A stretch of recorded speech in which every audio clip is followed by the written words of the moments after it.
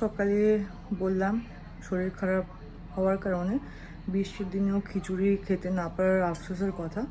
তো আমার সেই ভিডিওটি দেখে আমার একটি বোন ও আমাকে সাজেস্ট করলো গোবিন্দভোগ চাল দিয়ে মুসুরি ডাল দিয়ে একটু আলু দিয়ে খিচুড়ি বানিয়ে সেদ্ধ করে খেতে। তো অনন্যার কথা মতো আমি একটু তেল, তাতে পাঁচফোড়ন এবং আদা পেস্ট দিয়ে একটু মসুরি ডাল গোবিন্দভোগ চাল দিয়ে নেড়ে চেড়ে নিচ্ছি।